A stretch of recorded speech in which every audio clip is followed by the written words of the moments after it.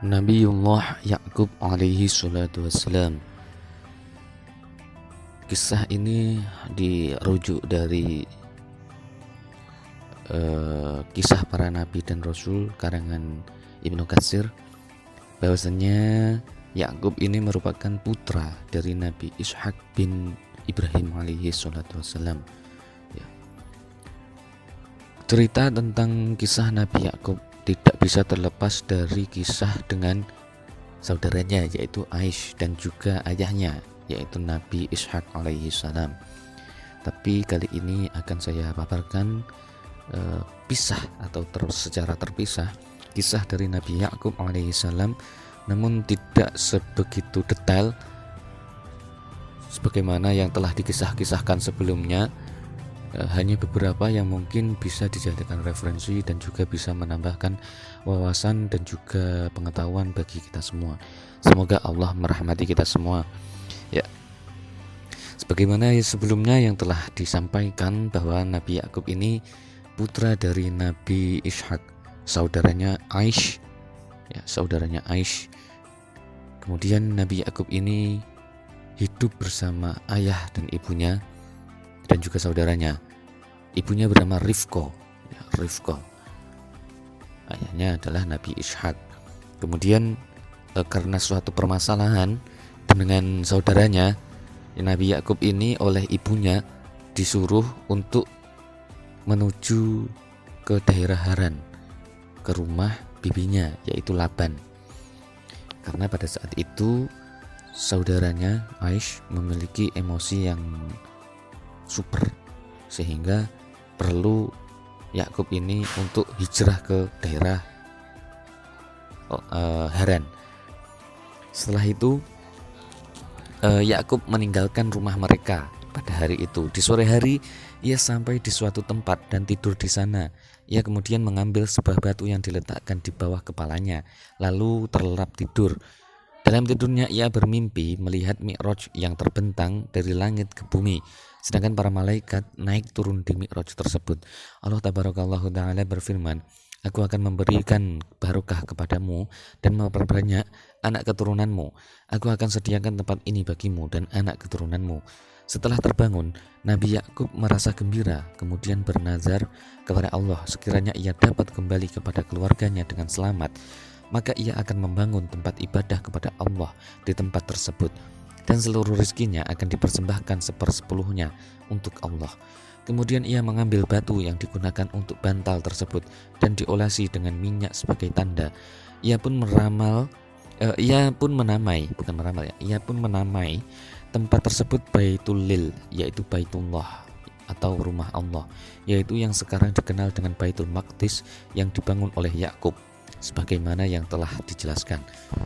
Di Baitul Maqdis di Yerusalem, Palestina, di sana itu merupakan tempat di mana Nabiullah Ya'qub membangun Baitullah, yaitu Baitul Maqdis atau Masjidil Aqsa, yang mana Masjid Al-Aqsa ini dibangun setelah Masjidil Haram, jadi masjid kedua setelah Masjidil Haram. Ketika sampai di tempat pamannya di Haran, ia mengetahui bahwa pamannya mempunyai 2 anak perempuan. Yang tertua bernama Laya dan yang termuda bernama Rahil. Rahil mempunyai wajah yang lebih cantik daripada Laya. Kemudian Ya'qub maju untuk menikahi Rahil, dan pamannya mengiyakan dengan syarat Ya'qub mengembalakan kambing pamannya selama 7 tahun. Setelah beberapa saat berlalu dari kehidupannya bersama pamannya, Laban ia membuat makanan, lalu mengumpulkan orang-orang untuk makan bersama. Pada suatu malam, ia didatangi oleh putri pamannya yang tertua, Laya. Pandangan mata Laya ini sangat lembah dan mempunyai wajah yang kurang menyenangkan untuk dilihat.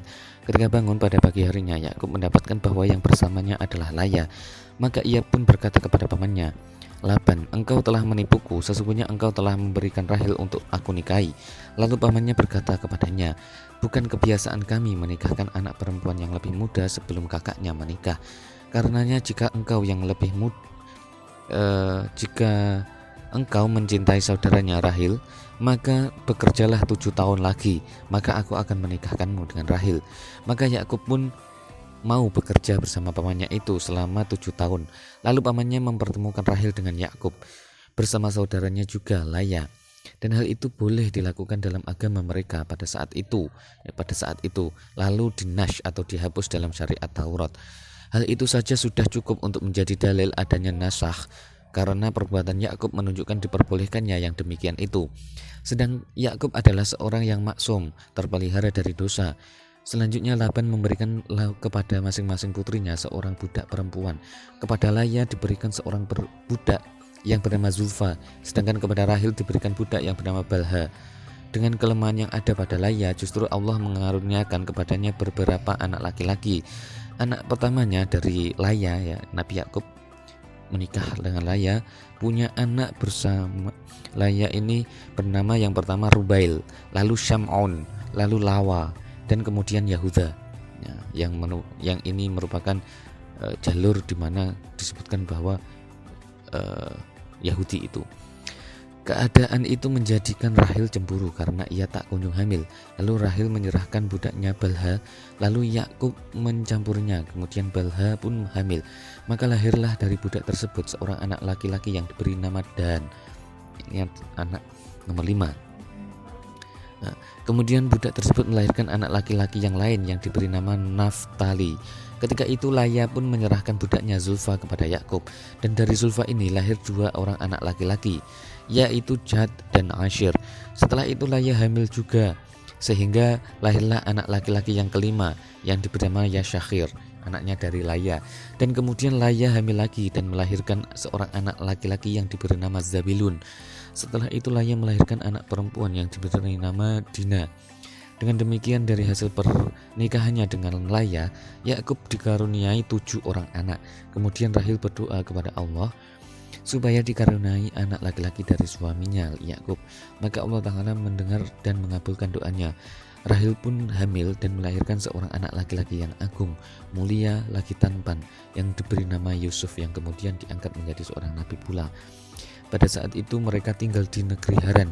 Yakub bekerja mengembalikan kambing pamannya Laban ini di daerah Haran. Maka Laban berkata kepadanya, sesungguhnya aku telah diberi rizki yang melimpah karenamu, maka mintalah harta sesuka hatimu.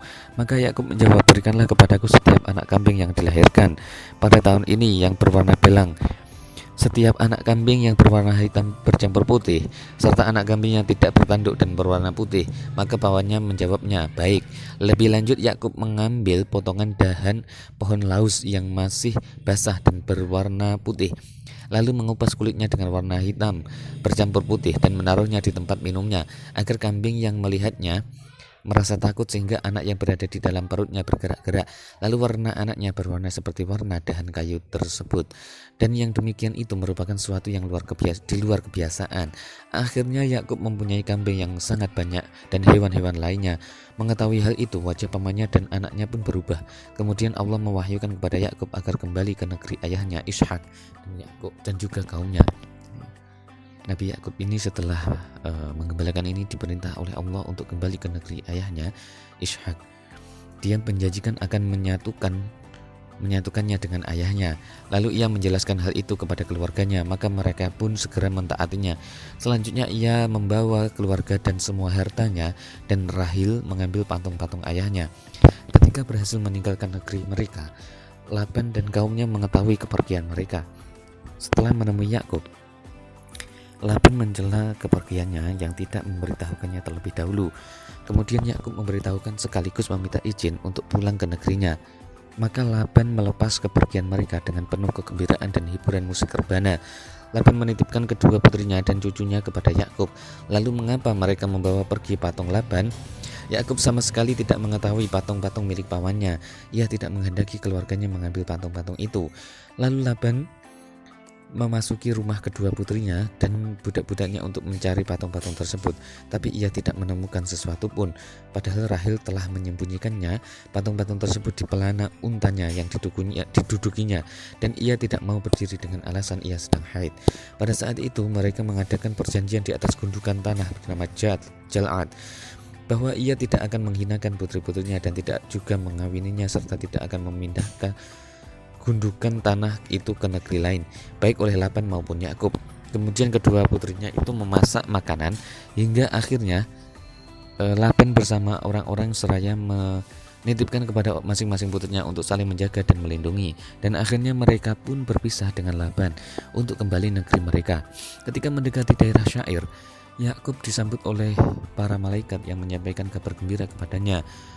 Yakub mengirim utusan kepada saudaranya Aish untuk menyampaikan kepadanya secara lemah lembut dan penuh kerendah hati. Lalu utusan itu pulang dan menyampaikan kepada Yakub bahwa Aish telah berangkat dengan 400 orang menuju kepadanya. Maka Yakub pun benar-benar merasa takut akan hal itu. Lalu ia pun berdoa kepada Allah dan bertasbih kepadanya. Ia memohon agar dilindungi dari kejahatan saudaranya Aish. Aish ini merupakan keturunan atau bapaknya bangsa Romawi. Aish ayahnya Nabi Ayub. Ia telah mempersiapkan hadiah besar untuk saudaranya itu berupa 200 ekor kibas, 20 ekor kambing jantan, 100 ekor kambing betina, 20 ekor biri-biri, 30 ekor unta perahan, 40 ekor sapi betina, 20 ekor sapi jantan, 20 ekor keledai betina, dan 10 ekor keledai jantan. Kemudian Yakub menyuruh beberapa budaknya untuk menggiring masing-masing hewan tersebut. Yakub menyuruhnya agar masing-masing hewan diberi jarak. Ia berpesan jika bertemu dengan Aish, ia lalu bertanya, "Milik siapa engkau ini dan untuk siapa semua hewan yang bersamamu ini?" Maka urutan yang pertama diperintahkan untuk menjawab, "Milik hambamu Yakub." Ia menghadiahkan semua ini untuk tuanku Aish, dan demikian juga seterusnya pada urutan selanjutnya, dan masing-masing budak Yakub akan datang setelah kami. Yakub tertinggal oleh kedua istri dan kedua budak mereka serta ke-11 putranya. Nabi Yakub memiliki 12 putra, tapi di sini di bawah 11 putra. Dengan jarak 2 malam, ia melakukan perjalanan pada malam hari dan bersembunyi pada malam harinya. Pada waktu fajar tiba, muncullah malaikat di hadapannya dalam wujud seorang laki-laki. Yakub menduga bahwa ia adalah manusia biasa.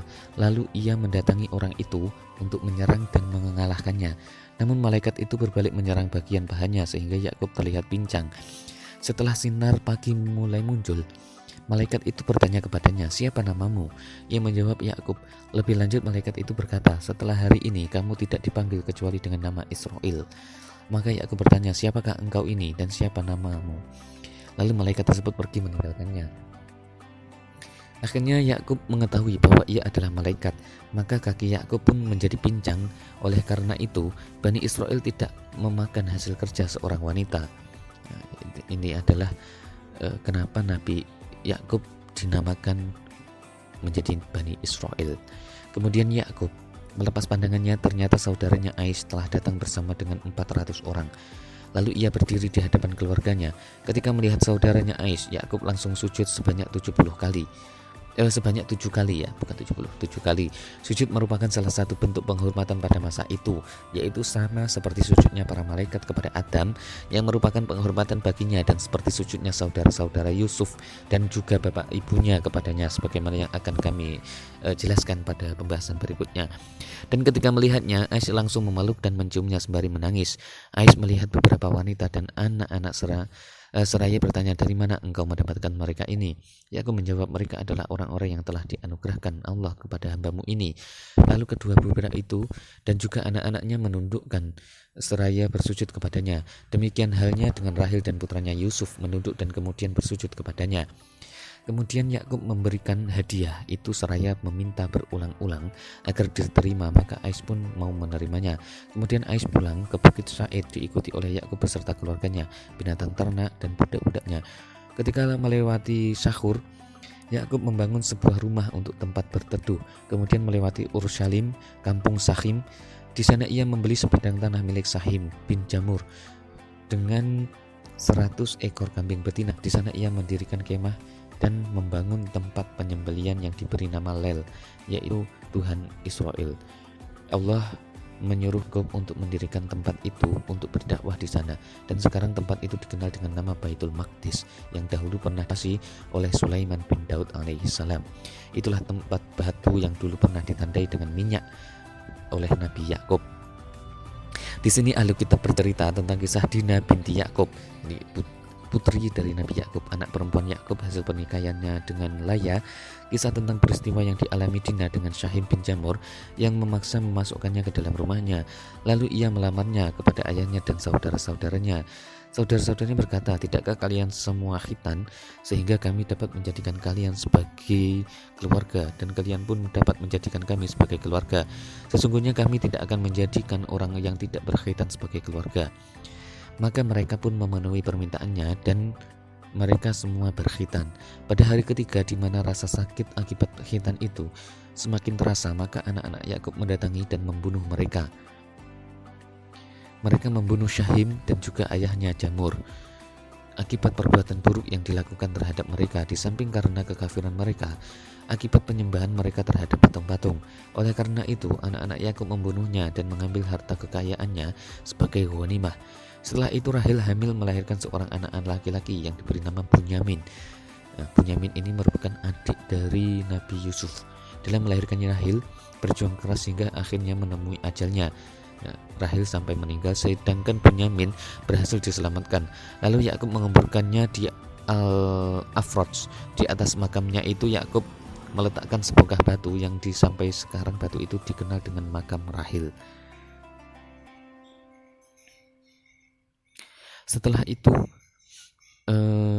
anak laki-laki Yakub berjumlah 12 orang. Dari istrinya Laya lahir Rubail, Sam'un, Lawi, Yahuda, Yashakhir, Zabilon. Sedangkan dari Rahil lahir Yusuf dan Bunyamin. Dan dari budak Rahil lahir Dad dan Naftali. Sedangkan dari budak Laya lahir Jad dan Ashir. Tidak lupa juga dengan Dina ya tadi, lahir dari Laya. Akhirnya Yakub berhasil mendatangi ayahnya Ishak. Lalu ia menetap bersamanya di desa Habrun yang terletak di daerah Kanaan, tempat di mana Ibrahim dulu tinggal. Tidak lama kemudian Ishak jatuh sakit dan meninggal di usia 180 tahun. Ishak dimakamkan oleh kedua putranya Aish dan Yakub berdampingan dengan ayahnya Ibrahim di gua yang dibelinya sebagaimana yang telah disebutkan sebelumnya. Nah, ini berarti Nabi Yakub punya anak sebanyak 12 orang. Kemudian tinggal bersama ayahnya Nabi Ishak yang kemudian dikuburkan karena meninggal karena sakit. Nabi Yakub ini memiliki putra, salah satunya Nabi Yusuf yang kemudian diangkat menjadi nabi, dan juga Bunyamin. Tapi adik dari Nabi Yusuf ini tidak diangkat menjadi nabi ya. Yang mana cerita itu akan kami bahas pada pembahasan kisah Nabi Yusuf. Sekian kisah dari Nabi Yakub alaihissalam. Wassalamualaikum warahmatullahi wabarakatuh.